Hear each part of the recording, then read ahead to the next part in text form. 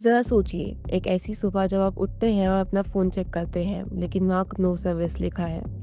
आप wifi on करते हैं, लेकिन वो भी काम नहीं कर रहा। आप बाहर निकलते हैं, पर ना किसी का यूपीआई चल रहा है, ना एटीएम से पैसे निकल रहे हैं और ना ही गूगल मैप्स काम कर रहा है। पूरी दुनिया एक पल में ऑफ़लाइन हो चुकी है। आपको लग रहा होगा कि शायद कोई सैटेलाइट क्रैश हुई है या शायद कोई स्पेस वॉर शुरू हो गई है। लेकिन सच्चाई हमारी सोच से कहीं ज़्यादा गहराई में छुपी है। हमारा 99% डिजिटल वर्ल्ड ऊपर आसमान में नहीं बल्कि समुंदर की अंधेरी गहराइयों में बिछी केबल्स पर टिका है। इन्हें काटने के लिए किसी एटम बॉम्ब की ज़रूरत नहीं, सिर्फ एक छोटा सा हादसा और पूरी दुनिया अंधेरे में जा सकती है। दुनिया भर में लगभग 1.4 मिलियन किलोमीटर से भी ज़्यादा लंबी undersea fibre optic cables बिछी हुई हैं। इतनी लंबी है कि अगर एक साथ इन्हें जोड़ा जाए तो ये धरती के 35 चक्कर लगा सकती है। लेकिन हैरानी की बात यह है कि इतना बड़ा ग्लोबल नेटवर्क जो हर रोज़ ट्रिलियंस ऑफ डॉलर्स का ट्रांजैक्शन हैंडल करता है, वो अक्सर एक गार्डन हॉर्स जितना ही पतला होता है। हाँ, आपने सही सुना, इन केबल्स का कोर सिर्फ एक बार जितना पतला होता है, जो लाइट की स्पीड से डाटा भेजता है। लेकिन समुद्र के नीचे ये केबल्स बिल्कुल अकेली हैं। वहाँ ना कोई सिक्योरिटी है, ना कोई गार्ड।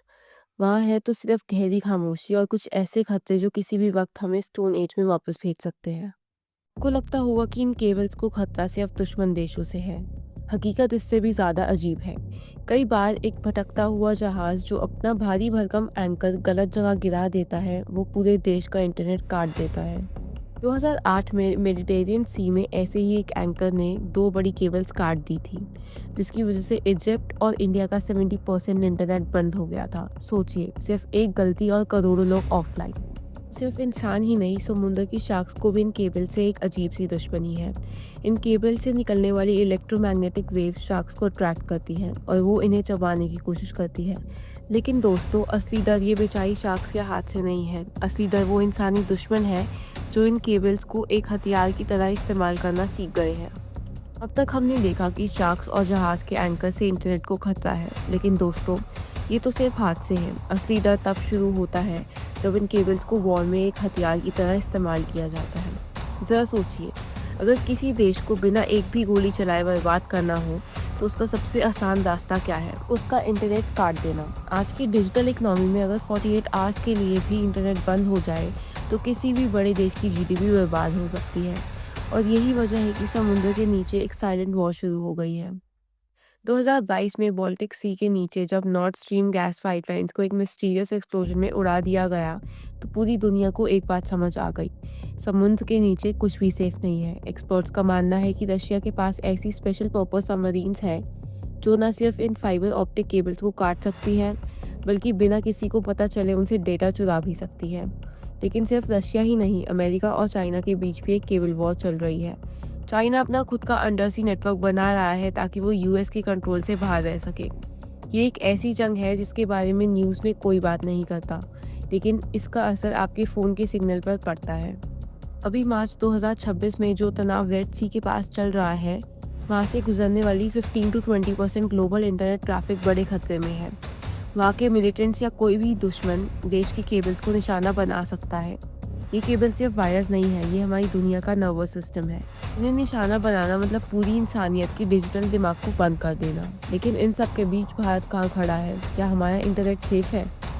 अब बात करते हैं अपने देश की। क्या आपने कभी सोचा है कि इंडिया में इंटरनेट कहाँ से एंटर करता है? इंडिया के पास 2 सबसे बड़े डिजिटल गेटवेज हैं, मुंबई और चेन्नई। हमारा लगभग सारा इंटरनेशनल डेटा इन्हीं 2 शहरों के जरिए अंडरसी केबल से होकर आता है। अगर किसी दुश्मन ने मुंबई या चेन्नई के पास इन केबल्स को निशाना बनाया, तो इंडिया का आधा इंटरनेट पल भर में डेड हो जाएगा। लेकिन दोस्तों, घबराने की बात नहीं है। इंडिया इस खतरे को अच्छे से समझता है। रिलायंस जियो और गूगल मिलकर 2 नए मेगा प्रोजेक्ट्स पर काम कर रहे हैं। आईएआई इंडिया एशिया एक्सप्रेस और आईईएक्स इंडिया यूरोप एक्सप्रेस। ये ऐसी केबल्स हैं जो इंडिया को डायरेक्ट सिंगापुर और यूरोप से जोड़ेंगी और हमारे इंटरनेट को पहले से कहीं ज़्यादा फास्ट और सेफ बनाएंगी। लेकिन एक पल के लिए सोचिए, अगर सच में दुनिया का इंटरनेट बंद हो जाए तो क्या होगा? सबसे पहले हमारा बैंकिंग सिस्टम कोलैप्स हो जाएगा। आपका यूपीआई, क्रेडिट कार्ड और एटीएम सब बंद हो जाएंगे। लॉजिस्टिक्स और सप्लाई चेन्स ठप हो जाएंगी, जिसका मतलब है कि सुपरमार्केट्स में खाना और पेट्रोल पंप्स पर फ्यूल खत्म होने लगेगा।